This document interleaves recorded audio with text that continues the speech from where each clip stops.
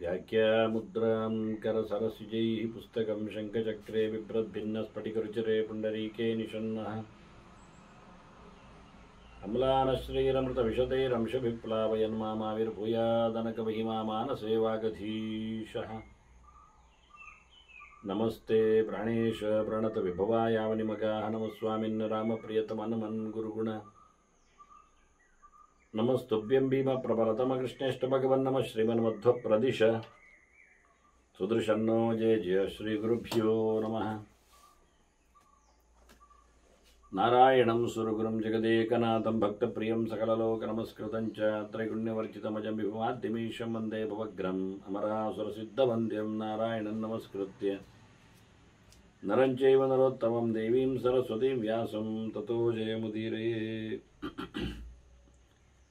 ವೇದವ್ಯಾಸುರ ಮಹಾಭಾರತದ ಚಿಂತಕರಿಗೆ ವಂದನೆಗಳು. ಶಾಂತಿ ಪರ್ವದ 376ನೇಯ ಪ್ರವಚನ. ಕರ್ಮವನ್ನು ನಡೆಸಿಕೊಡುವಲ್ಲಿ ಹೇಗಿರಬೇಕು ಅಂತ ಧರ್ಮರಾಜ ಕೇಳಿಕೊಂಡಾಗ ಭೀಷ್ಮರು ಗೌತಮರ ಕಥೆಯನ್ನು ಹೇಳಿದರು. ಅವರು ದುಡುಕಿನಿಂದ ತನ್ನ ಮಡದಿಯನ್ನು ಕೊಲ್ಲುವಂತೆ ಮಗನಿಗೆ ಆದೇಶ ಮಾಡಿದ್ದಾರೆ. ಮಗನೋ ಯೋಚನೆ ಮಾಡ್ತಾ ಕೂತಿದ್ದಾನೆ.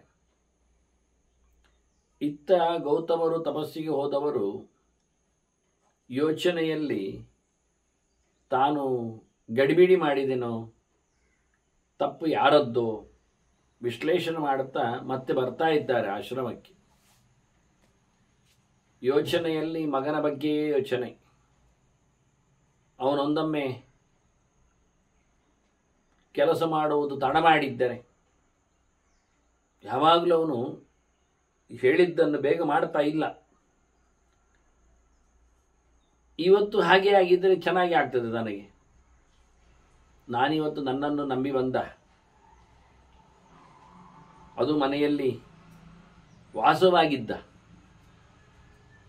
ನನಗೆ ಅನುಕೂಲವಾಗಿ ನಿಂತ ಮಡದಿಯನ್ನೇ, ಒಬ್ಬಳು ಸ್ತ್ರೀಯನ್ನೇ ಹತ್ಯೆ ಮಾಡಿದ್ದೇನೆ ನಾನು. ಇದರಿಂದ ನನ್ನನ್ನು ಯಾರು ಬಚಾವ್ ಮಾಡ್ತಾರೆ ಈ ಪಾಪದಿಂದ? ಸ್ತ್ರೀವಧೆಯೇ ತಪ್ಪು. ಅದರಲ್ಲಿಯೂ ಮನೆಯಲ್ಲಿ ಯಾರಾದರೂ ಆಶ್ರಯ ಪಡೆದಿದ್ದರೆ ಅವರನ್ನು ಹಿಂಸೆ ಮಾಡುವುದು ತಪ್ಪೇ. ಅದರಲ್ಲಿಯೂ ನಮ್ಮ ಪೋಷಣೆಗೋಸ್ಕರವೇ ಯಾರಾದರೂ ಪಾತ್ರರಾಗಿದ್ದರೆ ಅವರನ್ನು ನಾವು ಕಡೆಗಣಿಸುವುದು ಅದು ತಪ್ಪೇ.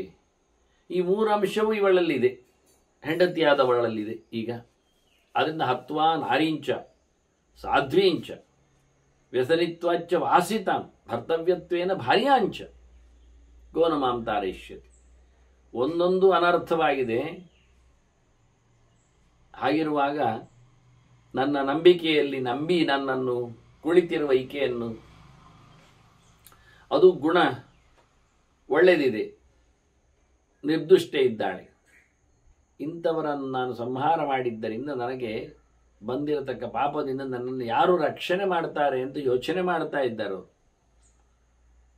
ಅಂತರೇಣ ಮಯಾ ಜಪ್ತಂ ಚಿರಕಾರಿ ಉದಾರದಿ. ನಾನು ಗಡಿಬಿಡಿಯಲ್ಲಿ ಮಧ್ಯೆ ಹೇಳಿಬಿಟ್ಟೆ ನನ್ನ ಮಗನಿಗೆ, ಚಿರಕಾರಿಗೆ. ಅವನು ಒಳ್ಳೆಯವ, ಉದಾರವಾದ ಮನಸ್ಸು ಅವನಿಗೆ, ಎಲ್ಲರ ಮೇಲೆ ಅವನಿಗೆ ಭಾರಿ ಅನುಕಂಪೆ. ಯದ್ಯದ್ಯ ಚಿರಕಾರಿ ಸ್ಯಾತ್ ಸಮಾಂ ತ್ರಾಯೇತ ಪಾತಕಾತ್. ಇವತ್ತು ಅವನು ಅದೇ ರೀತಿಯಾಗಿ ತಡ ಮಾಡಿದರೆ, ಇನ್ನು ತಡ ಮಾಡ್ತಾ ಇನ್ನು ಹೊಡೆಯದೇ ಹೋದಲ್ಲಿ, ಅದರ ಮತ್ತೆಗೆ ಮುಂದಕ್ಕೆ ನಾಳೆಗೆ ಅಂತೆಲ್ಲ ಇಟ್ಟುಕೊಂಡಲ್ಲಿ ನಾನು ನಿಜವಾಗಿಯೂ ಪಾಪದಿಂದ ಪಾರಾಗ್ತೇನೆ, ಸಾವು ನೋವು ನನ್ನಲ್ಲಿ ಆಗಿರುವುದಿಲ್ಲ ಆಗ್ತದೆ ಹೇಗೆ ಅಂತ ಕೇಳ್ತಾನೆ, ಯೋಚನೆ ಮಾಡ್ತಾನೆ. ಅವನಿಗೆ ಇಲ್ಲಿಂದಲೇ ಕೂತು ಆಶೀರ್ವಾದ ಮಾಡಿದೆ. ಚಿರಕಾರಿಚ ಭದ್ರಂತೆ ಭದ್ರಂತೆ ಚಿರಕಾರಿಕ.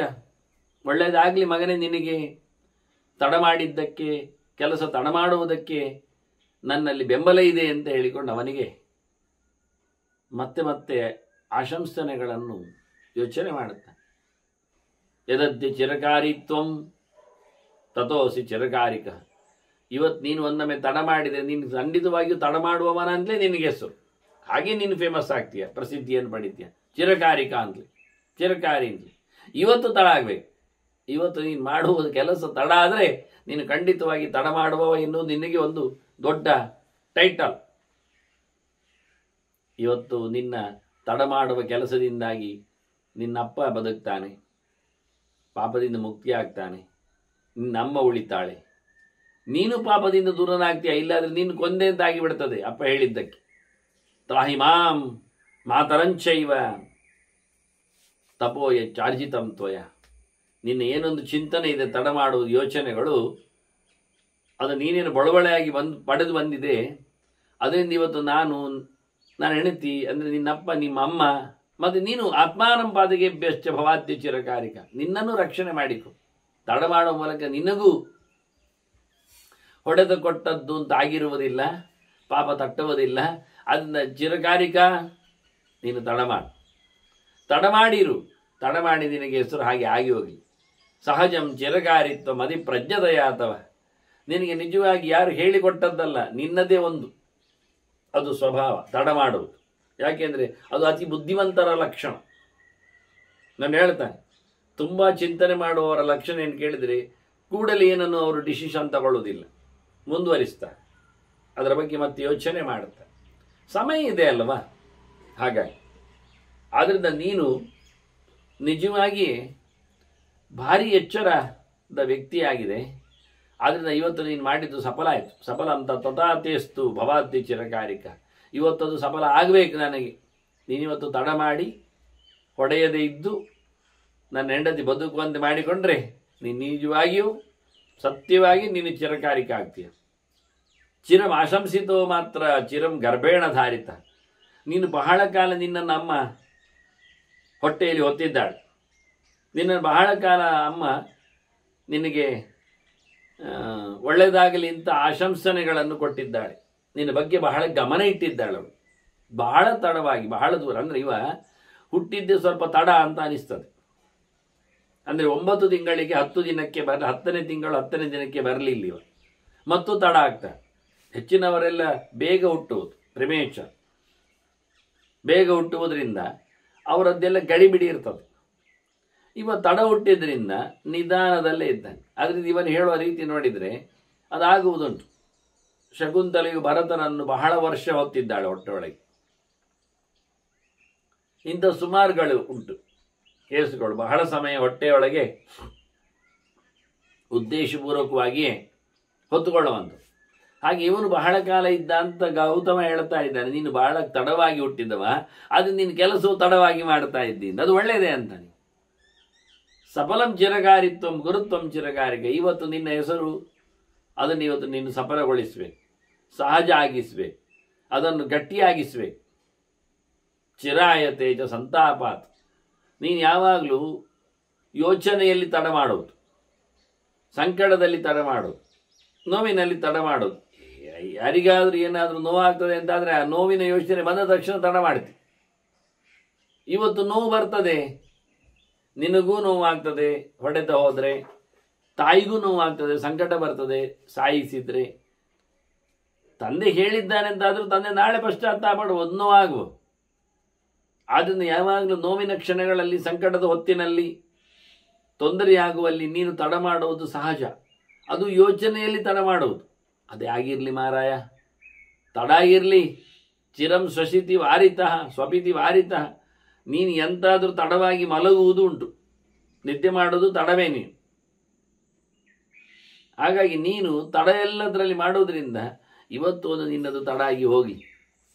ಅವಯೋಹೋ ಚಿರ ಸಂತಾಪಾತ್ ಅವೇಕ್ಷ ಚಿರಕಾರಿಕ. ನಮ್ಮ ತಂದೆ ತಾಯಿಗಳಿಗೂ, ಅಂದರೆ ನಿನ್ನ ತಂದೆ ತಾಯಿಗಳಿಗೂ, ಗಂಡ ಹೆಂಡತಿಯರಿಗೂ ತುಂಬ ತೊಂದರೆ.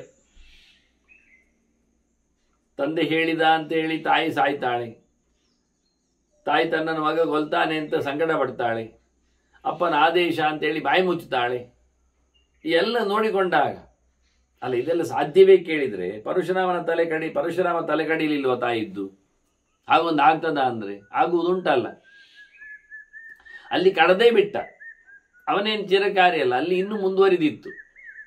ಅಂದ್ರೆ ಅಣ್ಣಂದಿರಿಗೆಲ್ಲ ಹೇಳಿದ್ದ ಜಮದಗಿರಿ, ನಿಮ್ಮ ತಾಯಿ ಅವಳು ವ್ಯಭಿಚಾರೆ, ಮನಸ್ಸಿನಲ್ಲಿ ಬೇರೊಬ್ಬನನ್ನು, ಪದ್ಮಮಾಲಿ ಗಂಧರ್ವನನ್ನು ಚಿಂತನೆ ಮಾಡಿದ್ದಾಳೆ ಅಂತ. ಆ ಹಾಳು ತಲೆ ಬೇಡ, ತೆಗೀರಿ ಅಂತ ಅಣ್ಣಂದಿರಿಗೂ ಹೇಳಿದ್ದ, ತನ್ನ ದೊಡ್ಡ ಮಕ್ಕಳಿಗೆ ಹೇಳಿದ್ದ. ಅವ್ರು ಯಾರು ಮಾಡಲಿಲ್ಲ ಆ ಕೆಲಸ. ಕೊನೆಗೆ ಕಡೆಯವ ತಮ್ಮ ಪರಶುರಾಮ ಅವನಲ್ಲಿ ಹೇಳಿದ ಅಪ್ಪ. ಅವ ಏನು ಹೇಳಿದಪ್ಪ, ಇನ್ನು ಮುಂದುವರಿದು ಹೇಳಿದ್ದಾನೆ, ನನ್ನ ಮಾತು ಕೇಳದ ನಿನ್ನ ಅಣ್ಣಂದಿರನ್ನು ಕಡಿ ಅಂದರು. ಅವರನ್ನು ಕಡಿದಿದ್ದಾನೆ ಇವ. ಅಲ್ಲಿ ಒಂದಲ್ಲ ಸುಮಾರು ತಲೆ ಬಿದ್ದಿದೆ. ಮತ್ತೆ ಜಮದಗ್ನಿಗೆ ಪಶ್ಚಾತ್ತಾಪ ಆದದ್ದಲ್ಲ, ಮತ್ತೆ ಜಮದಗ್ನಿ ಖುಷಿ ಆಯ್ತು, ಭಾರಿ ಒಳ್ಳೇದಾಯ್ತು, ಹೇಳಿದ ತಕ್ಷಣ ಮಾಡಿದೆಯಲ್ಲ, ನಿನಗೆಂತ ಆಗ್ಬೇಕು ಕೇಳು. ಒಳ್ಳೆ ಹೇಳಿದ ಪರಶುರಾಮ, ಇವರೆಲ್ಲ ಬದುಕಬೇಕು, ಮಂಡೆ ಒಟ್ಟಾಗಬೇಕು ಅವರದ್ದು, ಮತ್ತೆ ನಾನು ಕಡ್ದದ್ದು ಅವರಿಗೆ ಬೇಸರ ಇರಬಾರ್ದು. ಸರಿ ಅಂದ. ನೋಡಿ, ಅಷ್ಟು ಯೋಗ ಸಿದ್ಧಿ ಇತ್ತು ಅಲ್ಲಿ ಅವನ ಹತ್ರ, ಆಗಿ ಹೋಯ್ತು. ಹಾಗಾಗಿ ಆ ಇತಿಹಾಸದಲ್ಲಿ ನಡೆದೇ ಇರತಕ್ಕ ಘಟನೆ ಅಲ್ಲ. ಇಲ್ಲಿ ನೋಡಿ, ರಾಮಚಂದ್ರ ಲಕ್ಷ್ಮಣ ಹತ್ರ ಹೇಳಿದ, ಸೀತೆಯನ್ನು ಬಿಟ್ಟು ಬಾ. ಹಣ ಎಲ್ಲಿಗೆ? ಕಾಡಿಗೆ. ಈಗ ವನವಾಸ ಎಲ್ಲ ಇಲ್ಲ, ಅದೆಲ್ಲ ಆಯ್ತು, ಈಗಲ್ಲ, ಹೋಗು, ಮಾತಾಡ್ಲಿಕ್ಕೆ.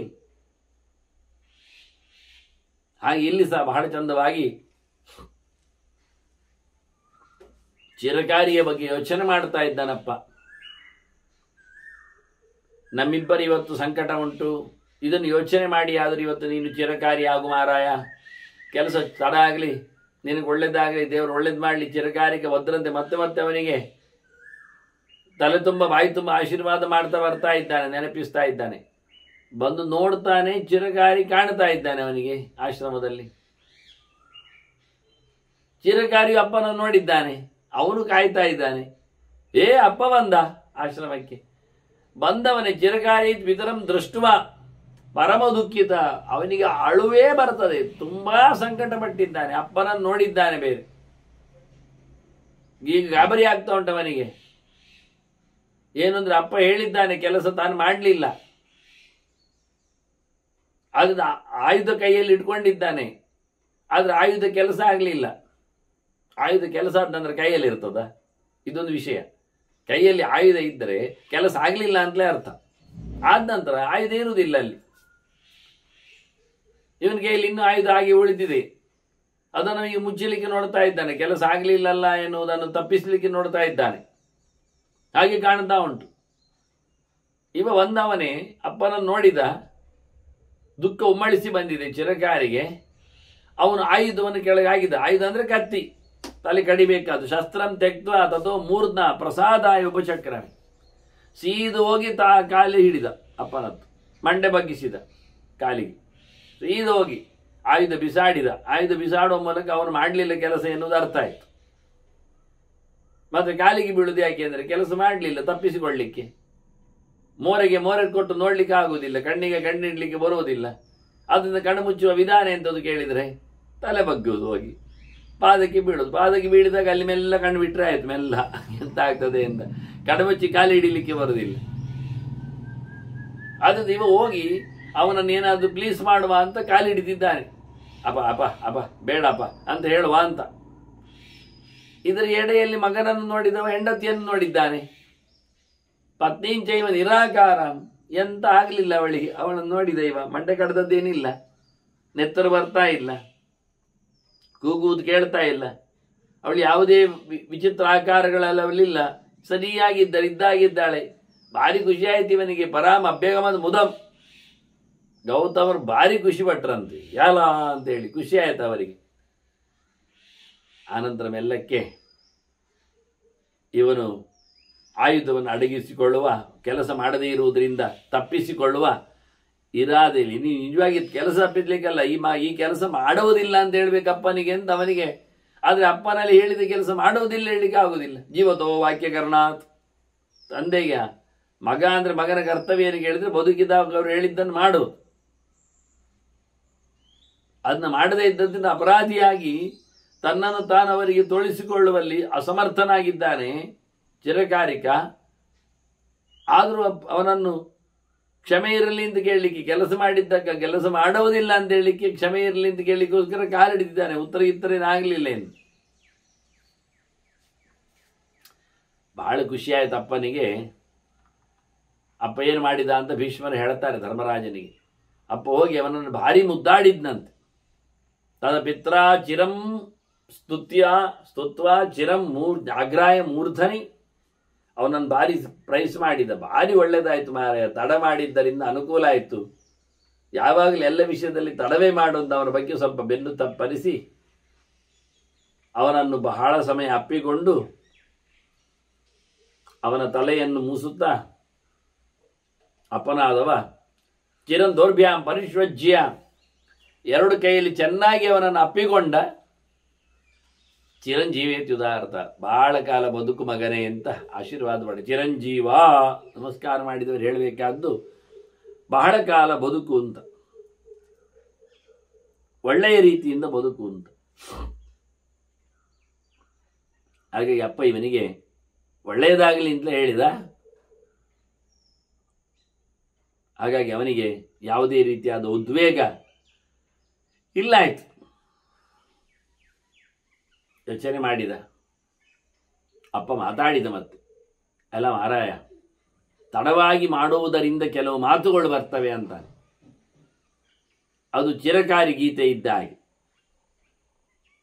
ಅವನಪ್ಪ ಮಾತಾಡಿದ ಗೆರೆಗಳು, ಗೌತಮರ ಮಾತುಗಳು. ಚಿರಕಾರಿಷು ಧೀರೇಶು ಗುಣೋದ್ದೇಶ ಸಮಾಶ್ರಯಾ. ಆ ಗಾಥಗಳು, ಗೀತೆಗಳು, ಗೆರೆಗಳು ಅದು ಚಿರಕಾರಿಗೆ ಸಂಬಂಧಪಟ್ಟಂತೆ ಇದೆ. ಬಹಳ ತಡವಾಗಿ ಕೆಲಸ ಮಾಡುವುದಕ್ಕೆ, ಅದರಲ್ಲಿಯೂ ತಲೆ ಖರ್ಚು ಮಾಡಿ ಕೆಲಸ ಮಾಡುವವರಿಗೆ, ಧೀರರಿಗೆ ಹೇಳಿಸಿದ್ದು. ಅಲ್ಲಿರತಕ್ಕಂಥ ಗುಣ, ಅದರ ಪ್ರಯೋಜನ, ಇವನ್ನೆಲ್ಲ ಹೊತ್ತು ನಿಂತಿದೆ ಆ ಮಾತುಗಳು ಅಂತ. ಮೊದಲು ಹೇಳ್ತಾನೆ, ಯಾವಾಗಲೂ ಯಾರನ್ನಾದರೂ ಒಪ್ಪುವಾಗ ಬಹಳ ತಡವಾಗಿ ಒಪ್ಪಿರಿ ಅಂತ. ಅಂದರೆ ಒಳ್ಳೆ ರೀತಿಯಿಂದ ಅವನನ್ನು ಮತ್ತೆ ಗಮನಿಸಿ, ಮಗದೊಮ್ಮೆ ಪರಿಗಿಸಿ, ಇನ್ನೊಮ್ಮೆ ಯೋಚಿಸಿ, ಹೀಗೆ ದಿಢೀರನೆ ಯಾರನ್ನು ಸಹ ಅಕ್ಸೆಪ್ಟ್ ಮಾಡೋದಲ್ಲ. ಅಲ್ಲಿಂದ ಬಹಳ ಅನರ್ಥಗಳಾಗ್ತವೆ. ಕಂಡ ತಕ್ಷಣ ಅವರು ನಮ್ಮ ಮಿತ್ರರು ಅಂತ ಹೇಳಿಕೊಂಡ್ರೆ, ಕಣ್ಣು ನೋಡಿ ನೆಗಾಡ್ತಾರೆ ಅಂತ ಹೇಳಿಬಿಟ್ರೆ, ನಾಳೆ ನಮ್ಮ ಸೊತ್ತನ್ನು ಅಪಹಾರ ಮಾಡ್ಬೋದು ಅವರು, ಅವಕಾಶ ಕೊಟ್ಟು. ಹಾಗಾಗಿ ಬಹಳ ಚೆನ್ನಾಗಿ ಚಿಂತನೆಯನ್ನು ನಡೆಸಿಕೊಂಡು ಬಹಳ ತಡವಾದ ಯೋಚನೆಯಲ್ಲಿ ಯಾರನ್ನಾದರೂ ಅಕ್ಸೆಪ್ಟ್ ಮಾಡಬೇಕು ಅಂತ. ಸುಲಭದಲ್ಲಿ ಆಗುವುದಿಲ್ಲ. ಚಿರೇಣ ಮಿತ್ರಂ ಬದ್ನೀಯಾತ್, ಬಹಳ ಕಾಲದ ನಂತರದಲ್ಲಿ ಒಬ್ಬನನ್ನು ಮಿತ್ರ ಅಂತ ಹೇಳಿಕೊಂಡು ನಾವು ಎಕ್ಸೆಪ್ಟ್ ಮಾಡುವುದು, ಕನ್ಸಿಡರ್ ಮಾಡಲಿಕ್ಕೆ ಆಗ್ತದೆ. ಅವನ ಪರಿಪೂರ್ಣ ಚರ್ಯೆಯನ್ನು ಯೋಚನೆ ಮಾಡಲಿಕ್ಕೊಂಡು ಒಮ್ಮೆಲೆ ಬಂದಿದ್ದಾನೆ ಹೇಳಿ, ವಿಭೀಷಣ ಬಂದಿದ್ದಾನೆ ಶತ್ರುಪಾಳಯದಿಂದ ರಾಮನೆಡೆಗೆ. ಇನ್ನು ಹೋರಾಟ ಶುರುವಾಗಲಿಲ್ಲ. ಅದು ಕಾಸ ರಾವಣನ ತಮ್ಮನೆ, ಸೀತೆ ಕದ್ದವನ ತಮ್ಮನೆ. ಹಾಗೆ ಯೋಚನೆ ಮಾಡ್ತಾರೆ. ಅವನು ರಾಮನಿಗೆ ಶರಣಾಗಿದ್ದಾನೆ. ರಾಮ ಸ್ವೀಕಾರ ಮಾಡಲಿಕ್ಕೆ ಉಳಿದವರೆಲ್ಲ ಆಕ್ಷೇಪದಲ್ಲಿ ನಿಂತಿದ್ದಾರೆ, ಅದು ಶತ್ರುಪಾಳೆಯದ್ದು ಅಂತ. ಅದನ್ನು ಬಹಳ ಚೆನ್ನಾಗಿ ಒಬ್ಬನನ್ನು ನೀನು ಮಿತ್ರನಾಗಿ ಸಂಪಾದನೆ ಮಾಡಬೇಕಾದ್ರೆ ಯೋಚನೆ ಮಾಡಲಿಕ್ಕೆ ಉಂಟು. ಸೀದಾ ಸೀದಾ ಒಪ್ಪಿ ಬಿಡುವುದಲ್ಲ. ನಾಳೆ ಅವನು 2 ದಿನ ಹಾಗಿದ್ದು 3ನೇ ದಿನ ಮೋಸ ಮಾಡಿದರೆ ಅದನ್ನು ಅವನ ಪರಿಪೂರ್ಣವಾದ ಚರ್ಯೆ, ಇತಿಮಿತಿ, ಆಚೀಚೆ ಎಲ್ಲ ತಿಳ್ಕೊಳ್ಬೇಕು ಅಂತ. ಅಜ್ಞಾತವಾಸಕ್ಕೆ ಅವರು ಬಂದಾಗ ಸೀದವಾಗಿ ಸ್ವೀಕಾರ ಮಾಡಿದ್ರಲ್ಲ ವಿರಾಟ. ಎಲ್ಲರೂ ಹೇಳಿಕೊಂಡದ್ದು ನಾವು ಪಾಂಡವರ ಕಾಲದಲ್ಲಿ ಇದ್ದೆವು ಅವರ ಅರಮನೆಯಲ್ಲಿ. ಈಗ ಅವರು ನಮ್ಮನ್ನು ಬಿಟ್ಟು ಹೋಗಿ 12 ವರ್ಷ ಎಲ್ಲ ಆಯ್ತಲ್ಲ ವನವಾಸ, ಎಲ್ಲಿದ್ದಾರೋ ಏನೋ ಹೇಳಿಕೊಂಡು. ಇದೆಲ್ಲರೂ ಒಂದೇ ಬಗ್ಗೆ ಹೇಳುವಾಗ ಒಂದು ಯೋಚನೆ ಬರೋದಿಲ್ವ?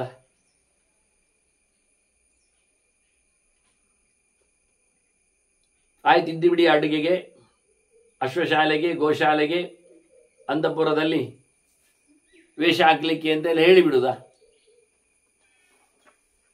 ಅದನ್ನು ಹೇಳ್ತಾನೆ, ಸ್ವಲ್ಪ ಯೋಚನೆ ಮಾಡಿ ಅಂತ. ಚಿರೇಣ ಮಿತ್ರಂ ಪತ್ನಿ ಅಂತ, ಯಾವನೊಬ್ಬನನ್ನು ಫ್ರೆಂಡ್ ಅಂತ ತಗೊಳ್ಬೇಕಾದ್ರೆ ಬಹಳ ಕಾಲ ಪರಿಗಿಸಬೇಕು, ಒಮ್ಮೆಲೆ ಅಲ್ಲ. ಚಿರಂಚ, ಹಾಗೆ ಚಿರೇಣ ಚ ಕೃತಂ ತ್ಯಜೇತ್, ಮಾಡಿದ ಸಂಬಂಧವನ್ನು ಬಿಡಿಸಬೇಕಾದ್ರೆ ಬಹಳ ಕಾಲ ಕಾಯಬೇಕು. ಹೌದಾ, ಆಗ್ಲೆಯಾ, ಆಗ್ತದೆಯಾ ಎಂದು ಹೇಳಿಕೊಂಡು ಹೇಗೆ ಮೈತ್ರಿಯನ್ನು ಒಟ್ಟು ಮಾಡಿಕೊಳ್ತೇವೆ ಬಹಳ ಕಾಲದ ನಂತರ, ಹಾಗೆಯೇ ಫ್ರೆಂಡ್ಶಿಪ್ ದೂರ ಆಗಲಿಕ್ಕೋ, ವ್ಯಕ್ತಿಯನ್ನು ಬಿಡಲಿಕ್ಕೋ, ದೋಷವನ್ನು ನೋಡಿ ಹೇಳಲಿಕ್ಕೋ ಬಹಳ ತಡವಾಗಿಸಬೇಕು. ಹೌದಾ ಹೌದಾ ಹೌದಾ ಮತ್ತೆ ಪುನಃ ಅದು ಅನಿವಾರ್ಯವಾಗಿತ್ತೋ, ಅವಕಾಶದಲ್ಲಿ ಬಂದದ್ದೋ, ಹೆಚ್ಚು ಕಡಿಮೆ ಆಗಿತ್ತೋ ಎನ್ನುವುದನ್ನು ಬಹಳ ಚಂದವಾಗಿ ಗಮನಿಸಿ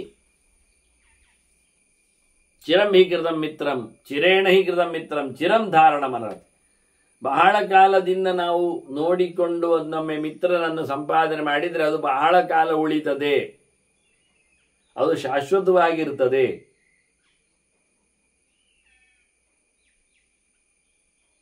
ದೊತ್ತನೆ ನಾವು ಒಬ್ಬನನ್ನು ಮಿತ್ರ ಅಂತ ಹೇಳಿ ಕನ್ಸಿಡರ್ ಮಾಡಿದರೆ ಒಂದು ನಾಳೆ ನಮಗೆ ಶತ್ರುವಾಗಿ ನಮ್ಮನ್ನು ದೋಚಿದ ಕೆಲಸ ಆಗಿಬಿಡ್ತದೆ. ನಮಗೆ ಆಗ ಬಹಳಷ್ಟು ಒಪ್ಪಿಕೊಳ್ಳಿಕ್ಕೆ ವಿಶಾಲವಾದಂಥ ಗಟ್ಟಿಯಾದ ಹೃದಯ ಇರುವುದಿಲ್ಲ.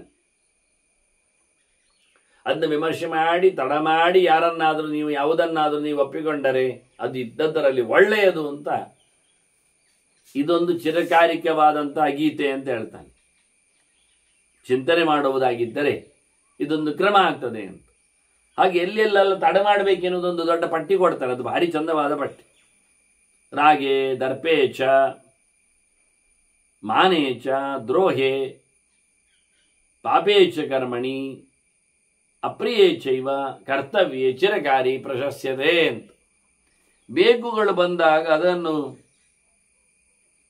ನೆರವೇರಿಸಿಕೊಳ್ಳಿಕ್ಕೆ ಆದಷ್ಟು ತಡ ಮಾಡುವುದು ಒಳ್ಳೆಯದು ಅಂದ. ಯಾಕೆ ಅದು ಮತ್ತೆ ನಮಗೆ ಬೇಡ ಅಂತ ಕಂಡ್ರೆ ಅದು ಸತ್ಯವೇ? ಅಂದ ಬೇಕುಗಳು ಬಂದ ತಕ್ಷಣ ಪ್ರವೃತ್ತಿ ಮಾಡೋದಲ್ಲ, ಅದು ಡೇಂಜರ್. ಬೇಕುಗಳು ಬಂದ ನಂತರ ಸುಮಾರು ಸೊತ್ತಾದ ನಂತರ ಮತ್ತೆ ಯೋಚನೆ ಮಾಡಲಿಕ್ಕೆ. ಹೀಗೊಂದು ಚಿರಕಾರಿಯ ಲಕ್ಷಣ ಅಲ್ಲಿ ಉಂಟು, ನೆನಪಿಟ್ಟುಕೊಳ್ಳಿಕ್ಕೆ ವಾಸ್ತವವಾಗಿ. ಹಾಗೆ ದರ್ಪೇಚ,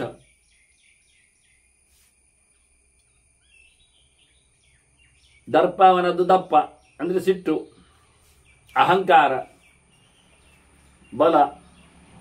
ಈ ವಿಷಯದಲ್ಲಿ ಸ್ವಲ್ಪ ತಡ ಮಾಡುವುದು ಒಳ್ಳೆಯದು ಅಂದ. ಇನ್ನೊಬ್ಬರ ಮೇಲೆ ದರ್ಪವನ್ನು ತೋರಿಸುವ ಬದಲಿಗೆ ಇನ್ನೊಬ್ಬರ ಮೇಲೆ ಆಕ್ರಮಣ ಮಾಡುವ ನೆಲೆಯಲ್ಲಿ ಸ್ವಲ್ಪ ತಡ ಮಾಡಿ ಏನೋ ಇರಬಹುದು.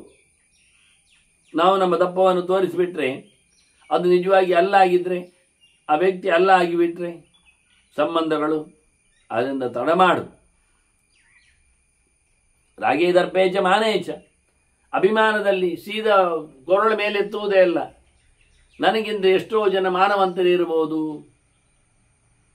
ಅವರ ಕಥೆ ಹೇಗಿರ್ತದೆ, ಅದು ನಮಗೆ ಮಾನವಂತಿಕೆ ಅಂತ ಹೇಳಿಕೊಂಡ ಬಳಿಕ ಮತ್ತೆ ಮುಂದೆ ಏನಾಗ್ತದೆ, ಎಲ್ಲಿ ಮಾನ ಉಳ್ಕೊಳ್ತದೆ, ತೆಗಿಲಲ್ಪಡ್ತದೆ, ಎಲ್ಲಿ ಗೊತ್ತಾಗಬೇಕಲ್ಲ.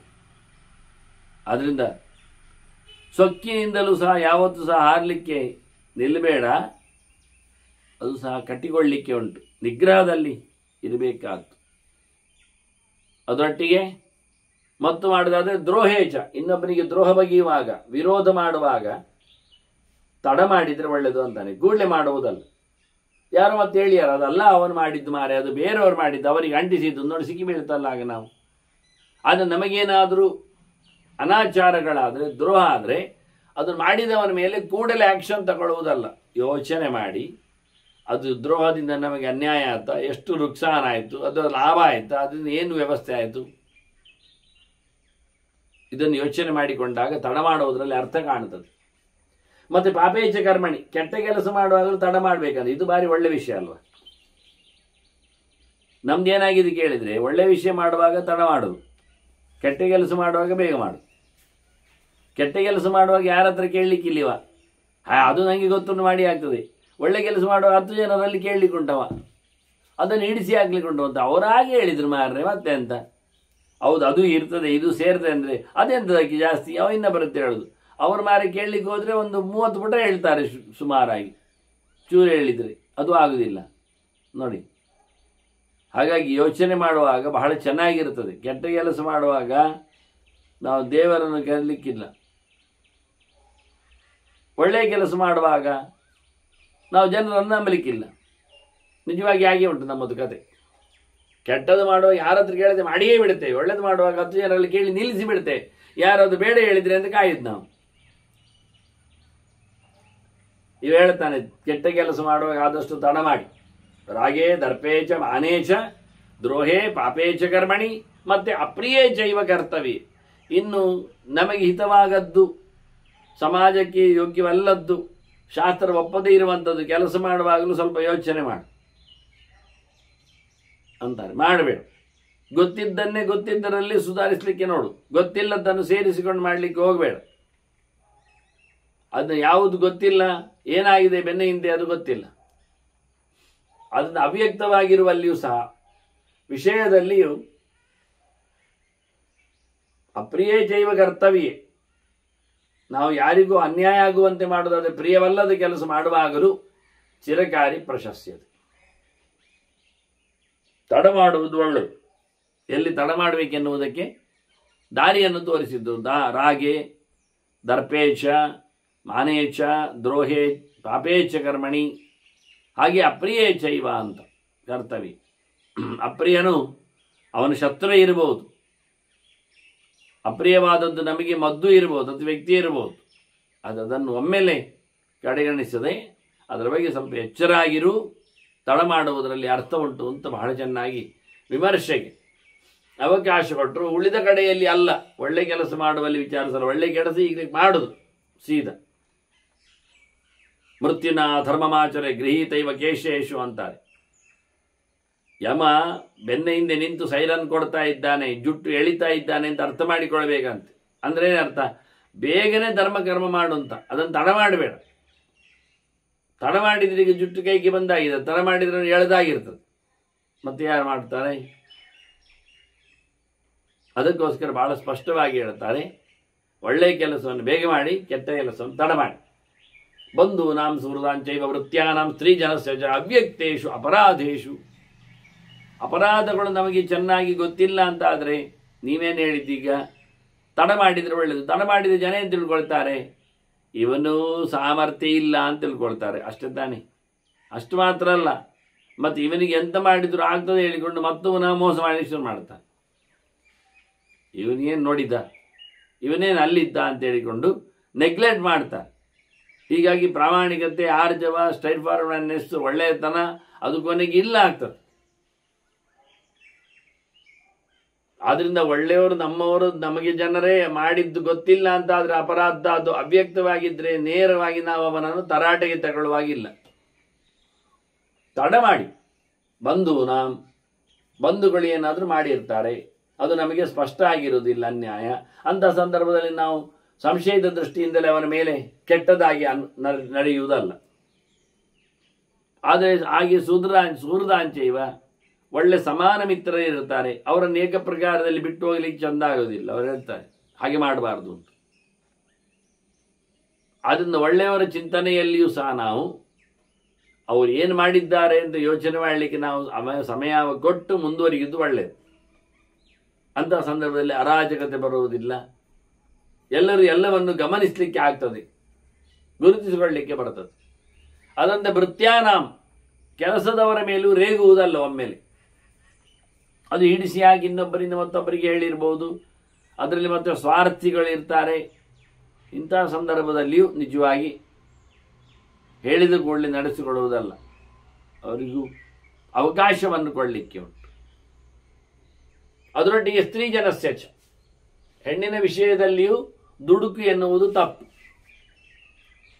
ಅವಳದ್ದು ಸ್ಪಷ್ಟವಾದ ಅಪರಾಧಗಳು ಇಲ್ಲದೇ ಇದ್ದಾಗ, ಅವ್ಯಕ್ತವಾಗಿದ್ದಾಗ ಅದನ್ನು ಹಾಗೆ ಇರಿಸಲಿಕ್ಕೆ.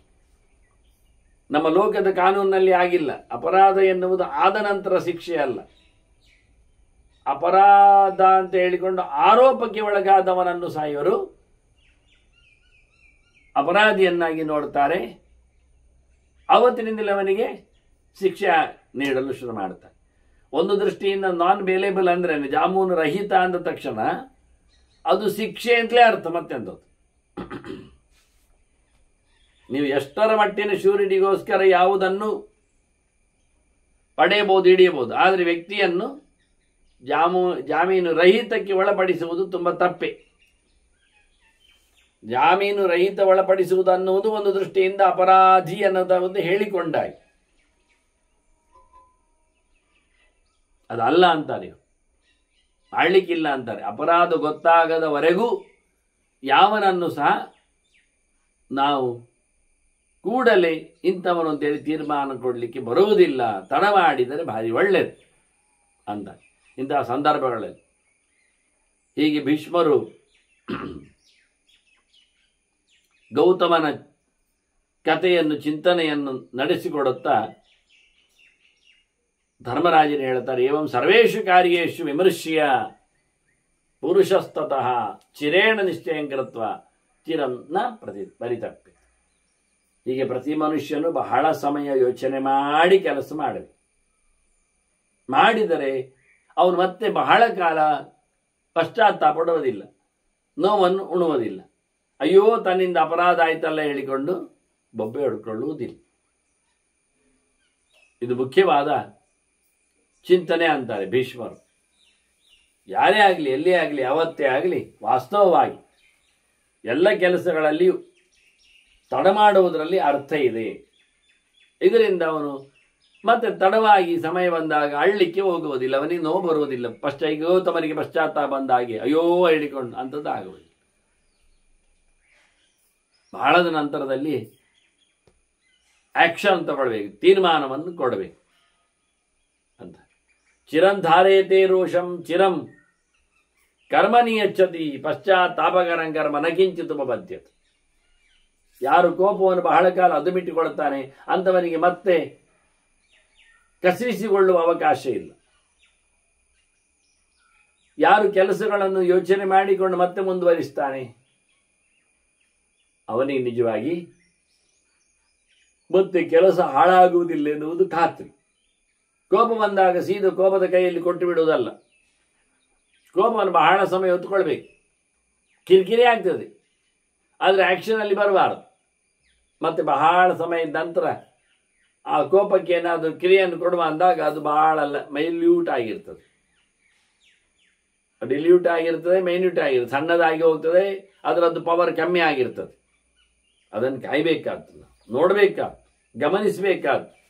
ಆ ಕರ್ಮ ಹಾಳಾಗಲಿಕ್ಕೆ ಕಾರಣ ಆದಂತಹ ಬಹಳ ಜನರಿದ್ರೆ ಒಬ್ಬನನ್ನೇ ಇರಾದೆ ಇಟ್ಟುಕೊಂಡು ಮುಗಿಸುವಂತಿಲ್ಲ ಅಲ್ಲಿ. ಹೀಗೆ ಬಹಳ ಸುಂದರವಾಗಿ ತನ್ನಲ್ಲಿ ಬರತಕ್ಕಂತಹ ಕೆಟ್ಟ ಭಾವನೆಗಳನ್ನು ಯಾರು ಅದುಮಿಟ್ಟುಕೊಂಡು ಕೆಲಸವನ್ನು ನಡೆಕೊಡಿಸ್ತಾನೆ ಅವನು ಮತ್ತೆ ತಪ್ಪನ್ನು ಯೋಚನೆ ಮಾಡುವುದಿಲ್ಲ. ತಪ್ಪಾಡಿ ಆಯ್ತಲ್ಲ ಹೇಳಿಕೊಟ್ಟಂತಹ ಸಂಕಟಕ್ಕೆ ಅವನು ಭಾಗಿಯಾಗುವುದಿಲ್ಲ. ಹೀಗೆ ಬಹಳ ಸುಂದರವಾಗಿ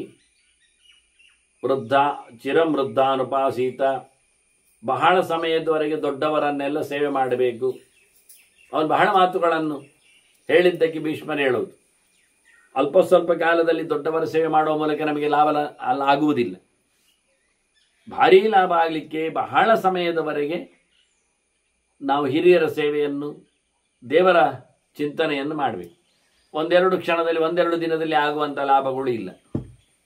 ಅದಕ್ಕೆ ಸಹಸ್ರ ಭರಮಾಂ ದೇವೀಂ ಅಂತೇಳಿ 1000 ಗಟ್ಟಲೆ ಜಪ ಇವನ್ನೆಲ್ಲ ಉಲ್ಲೇಖ ಮಾಡಿದ್ದು, ತಿಂಗಳುಗಟ್ಟಲೆ ವ್ರತೋಪವಾಸಗಳ ಬಗ್ಗೆ ಹೇಳಲಿಕ್ಕೆ ಕಾರಣ. ಹಾಗಾಗಿ ಚಿರಕಾಲದ ಸೇವೆ, ಅದರಂತೆ ಚಿರಂ ಅನ್ಯಾಂಶ್ಚ ಪೂಜೆ, ಬಹಳ ಕಾಲ ಬೇರೆಯವರನ್ನು ಸಹ ನೋಡಿಕೊಳ್ಳಬೇಕು. ಮತ್ತೆ ಅಲ್ಲಾದ್ರೆ ಬಿಡಲಿಕ್ಕೆ, ನೋಡಿಕೊಳ್ಳಲಿಕ್ಕೆ ಸರಿ ಇದ್ದಾರಾ ಇಲ್ಲ ಅಂತ ಅದರ ಪರೀಕ್ಷಣೆಗೆ ಬಹಳ ಸಮಯವನ್ನು ತಗೊಳ್ಳಬೇಕು. ಮತ್ತೆ ಚಿರಂ ಧರ್ಮಂ ನಿಷೇವೇತ, ಧರ್ಮವನ್ನು ಹಾಗೆ ಅದು ಒಂದೇ ಸರ್ತಿ ಮಾಡಿದಾಗ, ಒಮ್ಮೆ ಮಾಡಿದಾಗುವುದಿಲ್ಲ, ಬಹಳ ಕಾಲ ಮಾಡಿದಾಗ ಅದು ನಿಮಗೆ ರಿಸಲ್ಟ್ ಕೊಡ್ತದೆ, ರಕ್ಷಣೆ ಮಾಡುವಂಥದ್ದು. ಮದ್ದು ತಗೊಳ್ತೇನೆ ಹೇಳಿ ಒಂದೇ ದಿನ ಒಂದೇ ಹೊತ್ತು ಒಂದು ಚೂರಿ ತಗೊಂಡ್ರೆ ಮದ್ದು ಕೆಲಸ ಮಾಡ್ತದೆ. ದೀರ್ಘಕಾಲದವರೆಗೆ ಕೆಲವು ದೀರ್ಘ ರೋಗಗಳನ್ನು ನಿವೃತ್ತಿಗೊಳಿಸಲಿಕ್ಕೆ ದೀರ್ಘಕಾಲದವರೆಗೆ ಮಣ್ಣು, ಕೆಲವು ಆಸನಗಳು, ಕೆಲವು ಪಥ್ಯಗಳನ್ನು ಆಚರಿಸಬೇಕಾಗ್ತದೆ. ಅದು ಕ್ರಮ ಅಂತ. ಬಹಳ ಕಾಲದವರೆಗೆ ಚಿಂತನೆ ಮಾಡಿಕೊಳ್ಳುವ ಮೂಲಕ ಧರ್ಮವನ್ನು ಸೇವೆ ಮಾಡೋದು. ಕುರಿಯಾತ್ ಅನ್ವೇಷಣಂ ಚಿರಂ, ಗಮನಿಸುವಂಥದ್ದು ಅನ್ವೇಷಣೆ, ಅದು ಪಕ್ಕ ಮುಗಿಯುವುದಿಲ್ಲ. ಇನ್ನೂ ಹುಡುಕ್ತಾ ಇರಬೇಕು. ಬೇರೆ ಬೇರೆ ಸಂಗತಿಗಳು ಇನ್ನಷ್ಟು ಹೆಚ್ಚಿಗೆ ಚಿಂತನೆಗೆ ಬರುವು. ಮೇಲಿಂದ ನೋಡಲಿಕ್ಕೆ ಹೇಳಿ ಉಪವಾಸ ಮಾಡಲಿಕ್ಕೆ ಅಷ್ಟೇ ಮಧ್ಯರಾತ್ರಿ ಇದ್ರೆ ಆಯ್ತು, ಅದೆಲ್ಲ ಹೇಳಲಿಕ್ಕಿಲ್ಲ.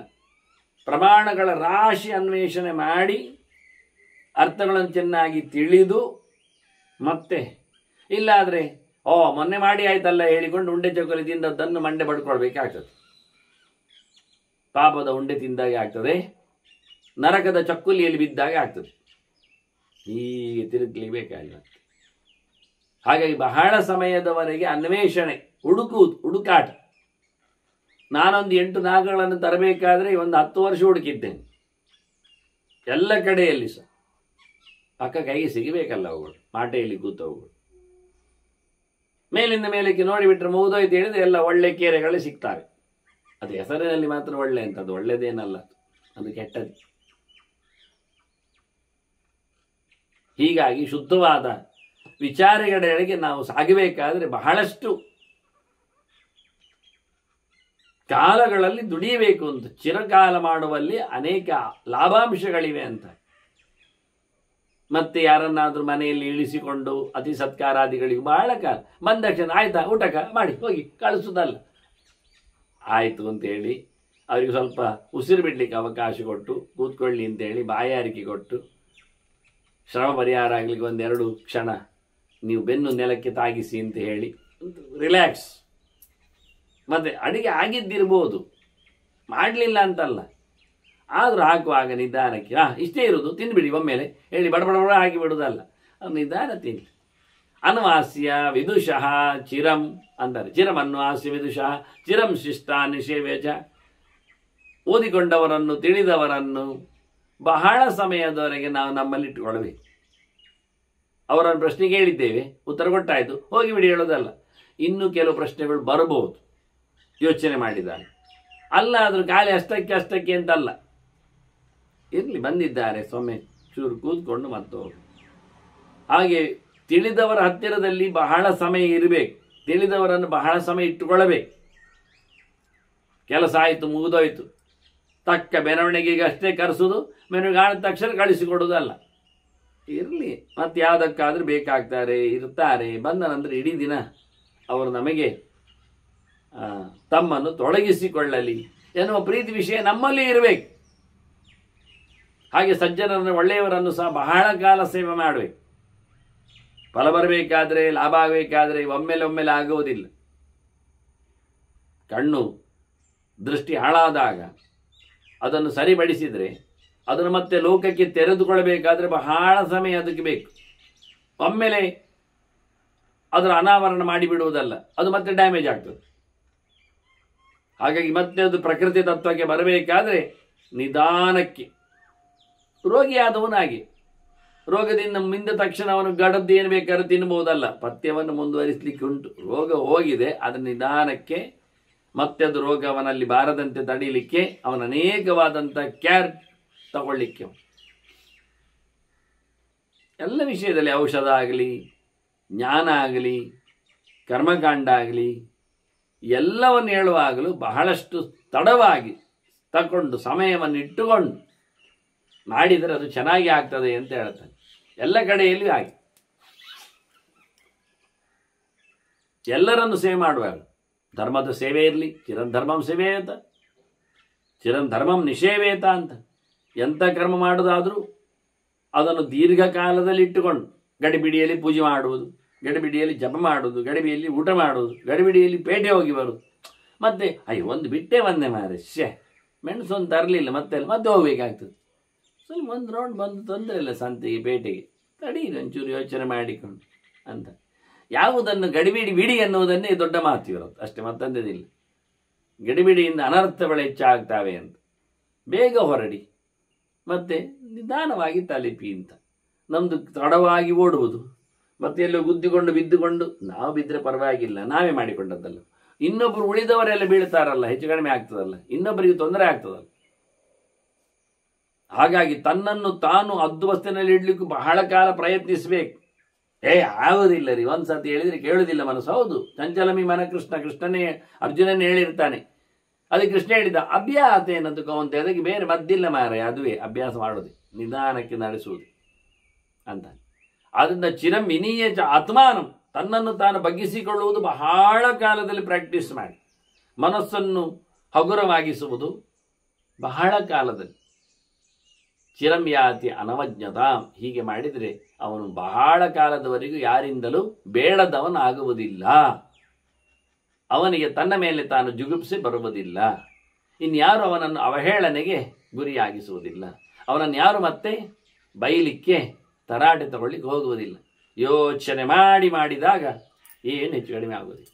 ಮಾತಾಡಿದ್ರು ಹಾಗೆ ಬ್ರುವತಶ್ಚ ಪರಸ್ಯಾಪಿ ವಾಕ್ಯಂ ಧರ್ಮೋಪಸಂಹಿತಂ ಚಿರಂ ಪೃಷ್ಟೋ ಅಪಿ ಚ ಬ್ರೂಯಾತ್. ಚಿರನ್ನ ಪರಿತಪ್ಯತೆ. ಯಾರಾದರೂ ಮಾತಾಡಿದರೆ ಅದಕ್ಕೆ ಅನುಗುಣವಾಗಿ ಕೂಡಲೇ ಉತ್ತರ ಕೊಡುವುದಲ್ಲ. ಅವರು ಕೇಳಿದ್ದರೂ ಉತ್ತರ ಕೊಡಲಿಕ್ಕೆ ತಡ ಮಾಡಬೇಕು. ಬಹಳ ಕೇಳಿದ ನಂತರ ಬಹಳ ಕಾಲದ ನಂತರದಲ್ಲಿ ಹೇಳಿದರೂ ಸಾಕಾಗ್ತದೆ. ಆಗ ತಪ್ಪಾಗಿ ಹೋಗುದಿಲ್ಲ. ಅವನೇನೋ ತಪ್ಪು ತಿಳ್ಕೊಂಡು ಇನ್ನೊಬ್ಬರಿಗೆ ಹೇಳಿಬಿಟ್ಟು ಅದನ್ನು 100 ಬಡಿ ಪ್ರಚಾರ ಮಾಡಿಟ್ರೆ ಕೊನೆಗೆ ಅದು ಹೇಳಿದ್ದವರು ಅಂತ ಹೇಳಿಬಿಟ್ರೆ ಸಿಕ್ಕಿಬಿಡುತ್ತೆ.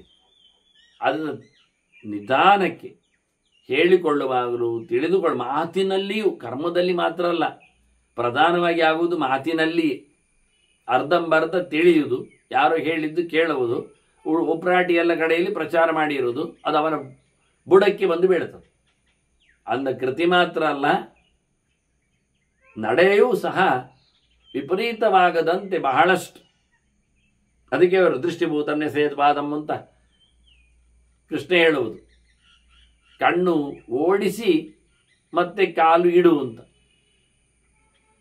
ಅದು ಗೊತ್ತು, ನಾನು ದಿನ ಹೋಗೋ ದಾರಿ ಆಗ್ಬೋದು. ದಿನ ಹೋಗೋ ದಾರಿ ಆದರೂ ಇವತ್ತು ಕಣ್ಣು ಹಾಕು ಅಂತ. ಅದು ದಿನ ತಿನ್ನುವಂಥದ್ದು ಹೇಳಿಕೊಂಡು ರಪಕ್ಕ ನಾವು ಅಲ್ಲಿದ್ದದ್ದು ಹೆಂಟೆ ಅಂತೇಳಿ ಬಾಯಿಗೊಳಗೆ ಹಾಕಿದ್ರೆ ಅದು ಹೆಚ್ಚಿನ ಅಂಶ ಮುಳುಗಿ ಬಿದ್ದ ಕಪ್ಪೆಯೂ ಆಗುವುದು. ನಾವದು ಶುಂಠಿ ತುಂಡು ಅಂತ ಹಿಡಿದೋದು ಬಾಯಿಯೊಳಗೆ ಹಾಕೊಂಡದ್ದೆ. ಮತ್ತೆ ಅದು ಶುಂಠಿ ಜಾಗದಲ್ಲಿ ಹೋಗಿ ಕೂತಿದೆ. ಅದು ಮತ್ತೆ ಏನು ಮಾಡುವ? ಅದನ್ನು ಏನೂ ಆಗುವ ಸಾಧ್ಯತೆಗಳಿವೆ. ಹಾಗಾಗಿ ಇವರು ಹೇಳ್ತಾರೆ, ಬಹಳ ಚೆನ್ನಾಗಿ ನೋಡಿಕೊಂಡು ಮಾತಾಡುವಲ್ಲಿಯೂ ಸಹ ಇನ್ನೊಬ್ಬರು ಹೇಳುವಾಗಲೂ ನೀನು ಸಮಯ ತಗೊಂಡು ಹೇಳಿದರೆ ಮತ್ತೆ ನೀನು ಬಹಳ ಕಾಲ ಪಶ್ಚಾತ್ತಾಪ ಪಡುವುದಿಲ್ಲ, ದೀರ್ಘಕಾಲದ ನೋವನ್ನು ಅನುಭವಿಸಿಲ್ಲ. ಆಗಿ ಹೋಯ್ತಲ್ಲ ಹೇಳಿ ಮತ್ತೆ ಜೀವನ ಪೂರ್ತಿ ತೊಂದರೆ ಅನುಭವಿಸಬೇಕಾಗ್ತದೆ. ಸಣ್ಣದೊಂದು ಘಟನೆ ತಮ್ಮ ಮುಂದಿಂದ ಹೇಳಿದ್ದೇನೆ. ಹೊಸ ಕಾರು ತಂದಿದ್ದಾನೆ ಅಪ್ಪ, ಹಬ್ಬದ ಗಿಫ್ಟು ಅಂತ. ಸಣ್ಣ ಮಗು, ಒಂದು 2-3 ವರ್ಷದ್ದು, 3-4 ವರ್ಷ ಆಗಿದೆ. ಅದಲ್ಲಿ ಕಾರಿನ ಪಕ್ಕದಲ್ಲಿ ಕೂತಿದ್ದೆ. ಕಾರಿನ ಗ್ಲಾಸು ಡೋರು ಎಲ್ಲ ತನ್ನ ಸಿಂಬಳದ ಕೈಯಲ್ಲಿ ಮತ್ತೊಂದರಲ್ಲಿ ಮೂತ್ರ ಒರೆಸ್ತಾನೆ ಇದೆ. ದೂರದಲ್ಲಿ ನೋಡಿದ ಅಪ್ಪ, ಪೋರ್ಟಿಕೋದಲ್ಲಿ ನಿಂತ ಕಾರು, ಅದರ ಪಕ್ಕದಲ್ಲಿ ಮಗು ಶೆಡ್ಡಲ್ಲಿ ನಿಂತದ್ದು ನೋಡಿದ, ಬೈದ, ಎಂತ ಮಾಡ್ತಾ ಇದ್ದಿ, ಹಾಳೀಚೆ ಬಾ ಅಂತೇಳಿ. ಬಂತು ಕೇಳ್ತಾನೆ, ಎಂತ ಮಾಡಿ? ನಾನು ಹೀಗೆ ಅದು ಅದರ ಭಾಷೆಯಲ್ಲಿ ಅದು ಮಾತಾಡ. ನಾನು ಹೀಗೆ ಕೈಯಲ್ಲಿ ಮಾಡಿ, ಕೈಗೆ ಗುದ್ದಿ ಬಿಟ್ಟ. ಗುದ್ದಿದ ರಭಸಕ್ಕೆ ಅದರ ಬೆರಳು ತುಂಡಾಯ್ತು. ಎಲ್ಲೋ ಗೋಡೆಗೆ ತಾಗಿಸಿ ಕೈ ಇದ್ದ ಗುದ್ನೇನು. ಆಸ್ಪತ್ರೆ ಹೋದ, ಮತ್ತೆ ಬ್ಯಾಂಡೇಜ್ ಎಲ್ಲ ಹಾಕಿ ಎಲ್ಲ ಬಂತು. ಶಾಶ್ವತವಾಗಿ ಮಗುವಿನ ಒಂದು ಬೆರಳು ಡ್ಯಾಮೇಜ್ ಹೋಯಿತು, ಉಪಯೋಗಿಸುವಾಗಿಲ್ಲ ಅದು. ಮತ್ತೆಲ್ಲ ಆಗಿ ಬಂದು ನೋಡ್ತಾನೆ ಕಾರಲ್ಲಿ ಏನು ಮಾಡಿದೆ ಅಂತ. ಅದು ಐ ಲವ್ ಯು ಪಪ್ಪ ಬರೆದಿದೆ ಅದರಲ್ಲಿ, ಅದರ ಭಾಷೆಯಲ್ಲಿ. ಅದು ಚಿತ್ರ ಮಾಡಿ ಐ ಅಂತ ಹಾಕಿ ಲವ್ ಚಿಹ್ನೆ ಹಾಕಿ ಪಪ್ಪ ಅಂತ ಬರೆದು, ಅದು ಬರೆದದ್ದು ಮತ್ತೇನಲ್ಲ ಪಾಪ, ಇವು ಮಾಡಿದ್ದು. ತದ್ವಿರುದ್ಧವಾದ ಜೀವನ ಪೂರ್ತಿ ಆ ಮಗುವನ್ನು ಮತ್ತೆ ನೆನಪಿಸಿಕೊಂಡಾಗ ಅಪ್ಪನನ್ನು ಹೇಟ್ ಮಾಡುವ ಹಾಗೆ ಅರ್ಥ ಆದಾಗದಕ್ಕೆ. ಇಡೀ ಜಗತ್ತೇ ಹೀಗೆ. ನಾವು ಅಪ್ಪಿರುತ್ತೇವೆ, ಆದರೆ ಅವರನ್ನು ನಮ್ಮಲ್ಲಿ ತಪ್ಪನ್ನು ನೋಡಿರ್ತಾರೆ. ಇಷ್ಟೇ. ಇದನ್ನೇ ಬಹಳ ಚೆನ್ನಾಗಿ ಹೇಳಿದ. ತಡ ಮಾಡಬೇಕು. ತಡ ಮಾಡಿದ್ದರಿಂದ ಪರಿತಾಪ ಅದು ಆಗದೆ ಹೋಗ್ತದೆ. ಇಲ್ಲಾದರೆ ಶಾಶ್ವತವಾದ ಸಂಕಟ ಅವನನ್ನು ಅಪ್ಪಿಕೊಳ್ಳುತ್ತದೆ.